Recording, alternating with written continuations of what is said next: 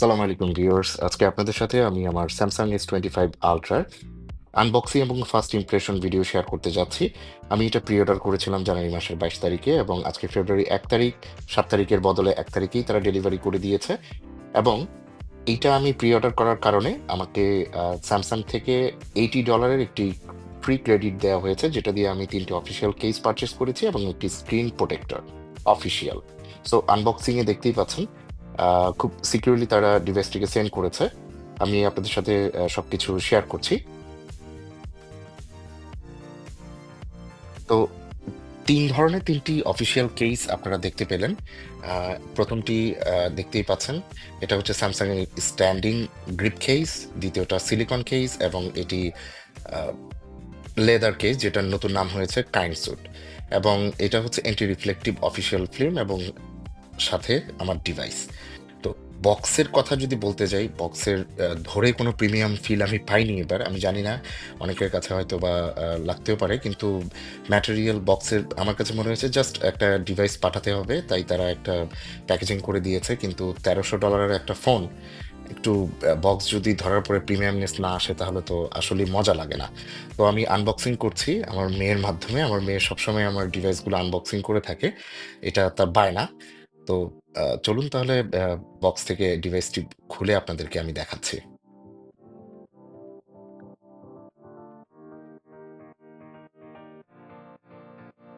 এই হচ্ছে Samsung S25 ultra. আমি সিলভার ব্লু কালারটা অর্ডার করেছি। তো হঠাৎ করে দেখে মনে হয়েছে যে এটা তো ব্লু কালার না। কিছুটা অনেক সময় সিলভার মনে হচ্ছে, আবার অনেক সময় দেখাচ্ছে এটাকে পার্পলের মতো লাগছে। তো এইবার স্যামসাং তাদের ডিভাইসগুলোকে সম্পূর্ণ বক্সিয়ার ফিল করে ফেলেছে। মানে হাতে নিয়ে নতুনত্ব আমার কাছে তেমন কিছুই লাগেনি। এটাকে ধরে সিম্পলি মনে হয়েছে আ রেড ম্যাজিক।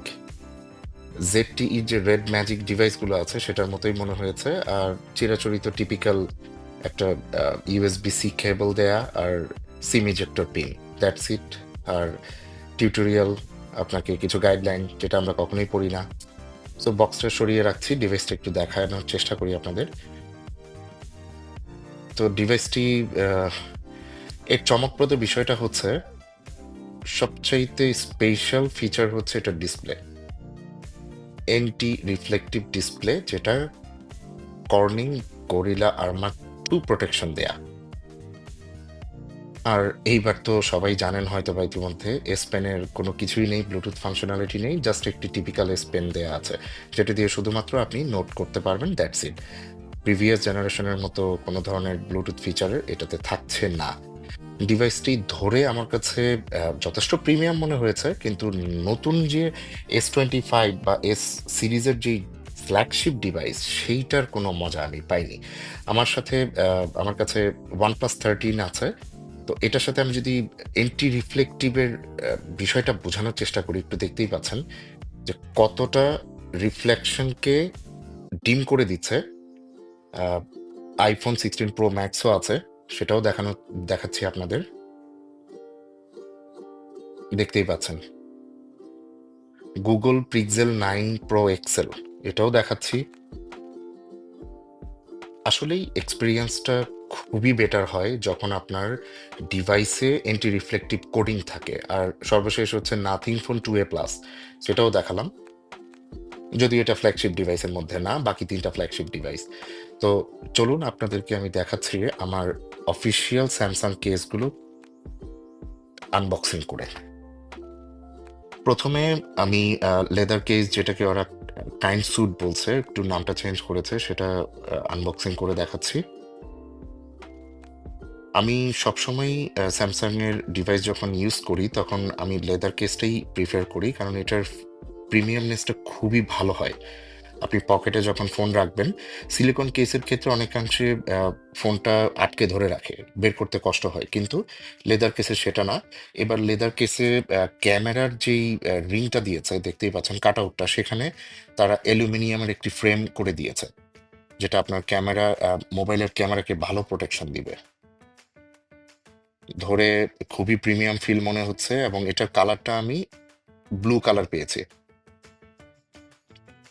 আর বাকি যে দুটো কেস আছে সেটা ব্লু কালার আমি পাইনি। সিলিকন কেসটা ব্লু কালারটা আউট অফ স্টক হয়ে গিয়েছিল, তাই আমাকে বাধ্য হয়ে গ্রে কালারটাই অর্ডার করতে হয়েছিল।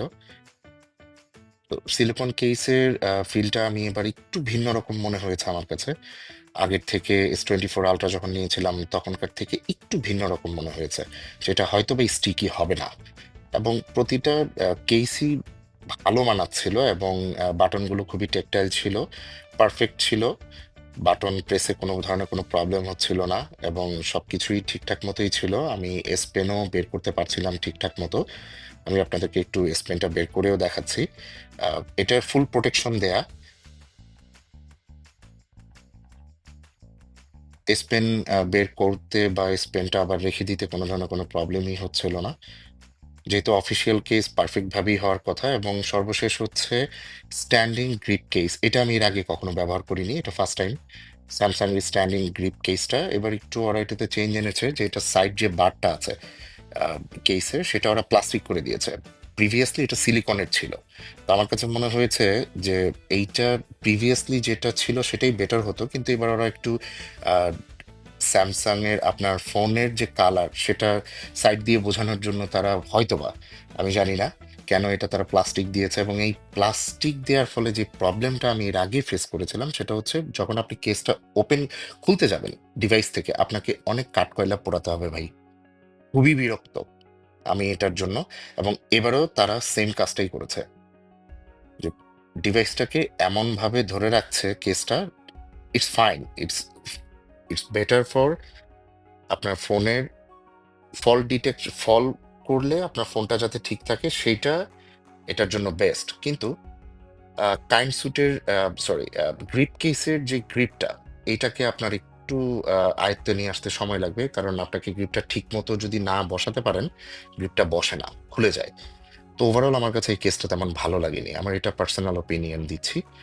তো এই ছিল ফার্স্ট ইমপ্রেশনটা আপনাদের সাথে আমি শেয়ার করলাম। আমি কোনো বড় ধরনের ব্লগার না, কোনো কিছুই না। আমি পার্সোনাল ইউজের জন্য আমি ডিভাইসগুলো কিনে থাকি। তো অবশ্যই আমি আপনাদেরকে এই ডিভাইসের সাথে OnePlus 13, iPhone এবং Google Pixel 9 Pro XL এর ডিফারেন্স নিয়ে পরবর্তী ভিডিওতে আসবো।